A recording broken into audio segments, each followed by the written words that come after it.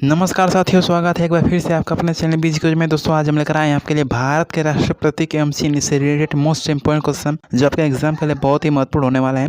तो भाई ये वीडियो बहुत ही इंपॉर्टेंट होने वाला है, वीडियो का अंत जरूर देखेगा। चलिए मेरे भाई आज के इंपॉर्टेंट वीडियो को ज़्यादा समझने का बताते हुए शुरू करते हैं। आज के अगर हम पहला क्वेश्चन की बात करेंगे तो पहला क्वेश्चन पूछा है कि बाघ से पूर्व भारत का राष्ट्रीय पशु क्या था। जो दोस्तों बाघ था, यानी कि वर्तमान में आपका बाघ जो है भारत का राष्ट्रीय पशु है, उससे पहले भारत का राष्ट्रीय पशु क्या था। तो उससे पहले अगर बात करेंगे तो आपका सिंह था, जो भारत का राष्ट्रीय पशु था बाघ से पहले। अगले क्वेश्चन की बात करेंगे तो भारत का राष्ट्रीय वृक्ष यानी कि नेशनल ट्री क्या है।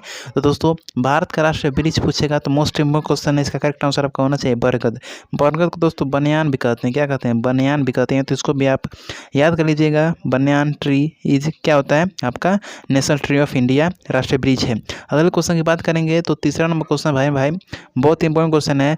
राष्ट्र ध्वज के मध्य बने धर्म चक्र का रंग क्या होता है।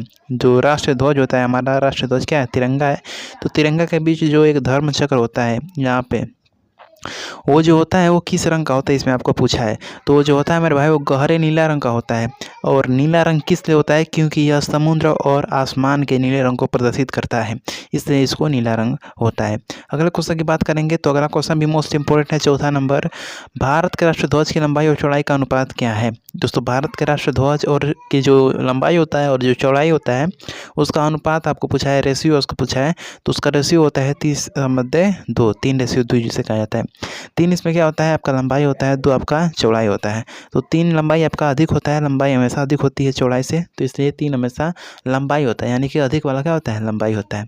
अगला क्वेश्चन है मेरे भाई पाँचवा नंबर कि भारत के राष्ट्रीय ध्वज के चक्कर में कितनी तिलियाँ होती हैं। तिलियों को स्पोक्स कहा जाता है, क्या कहता है, स्पोक्स तिलियों को कहा जाता है इंग्लिश में।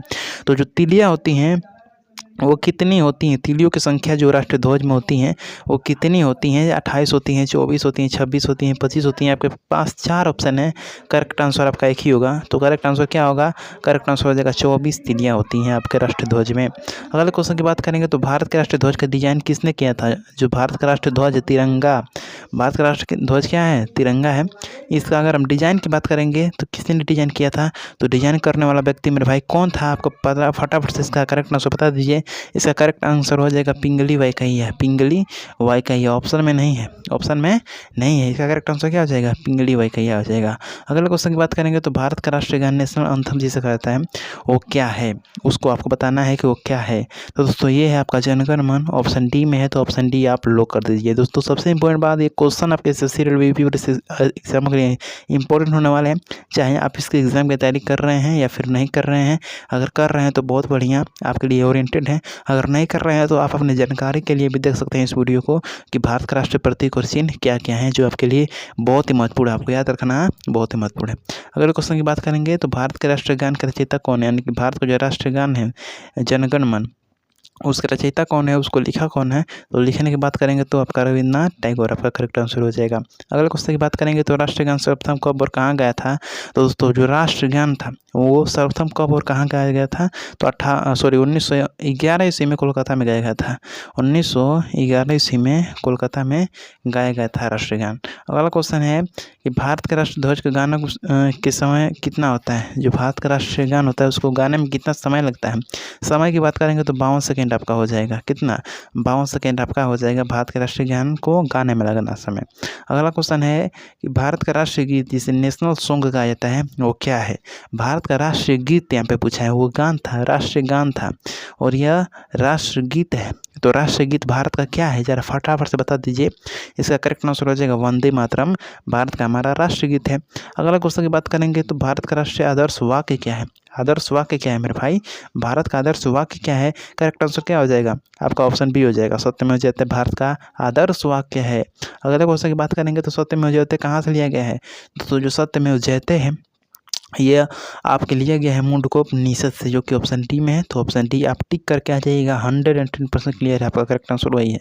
अगर क्वेश्चन की बात करेंगे तो भारत का राष्ट्रीय पक्षी नेशनल बर्ड क्या है। भारत का राष्ट्रीय पक्षी किसे घोषित किया गया है और भारत का राष्ट्रीय पक्षी आप कह सकते हैं कौन है। तो करेक्ट आंसर आपका हो जाएगा ऑप्शन डी मयूर। मयूर क्या है, भारत का राष्ट्रीय पक्षी है, the national bird of India. अगले क्वेश्चन की बात करेंगे तो भारत का राष्ट्रीय कैलेंडर किस संवत पर आधारित है। जो भारत का राष्ट्रीय कैलेंडर है वो किस संवत पर आधारित है? आपका करेक्ट आंसर हो जाएगा शक संवत पर आधारित है, जो कि ऑप्शन सी में है। तो ऑप्शन सी करेक्ट आंसर हो जाएगा आपका। अगला क्वेश्चन की बात करेंगे तो शक संवत पर आधारित राष्ट्रीय पंचांग का प्रथम मास कौन सा होता है? शक संवत पर आधारित राष्ट्रीय पंचांग का जो प्रथम मास होता है मेरे भाई, वो कौन सा होता है? मेरे भाई इसका करेक्ट आंसर हो जाएगा चैत। चैत क्या होता है? तो शक संवत पर आधारित राष्ट्रीय पंचांग का प्रथम मास होता है। अगला क्वेश्चन की बात करेंगे। अगला क्वेश्चन क्या पूछा है, जरा ध्यान से इसको पढ़िएगा। शक संवत पर आधारित राष्ट्रीय पंचांग का अंतिम मास होता है। अब यहाँ पे अंतिम मास पूछ दिया है, तो अंतिम मास आपका हो जाएगा फाल्गुन। फाल्गुन क्या है? आपका शक संवत पर आधारित राष्ट्रीय पंचांग का अंतिम मास है। अगले क्वेश्चन की बात करेंगे और 18वें नंबर क्वेश्चन की बात करेंगे तो भारत का राष्ट्रीय पुष्प क्या है? नेशनल फ्लावर क्या है भारत का? थोड़ा गड़बड़ा गए हैं। तो भारत का राष्ट्रीय पुष्प क्या है? तो इसका करेक्ट आंसर आपका क्या हो जाएगा? कमल हो जाएगा। ऑप्शन सी आपका राइट आंसर हो जाएगा।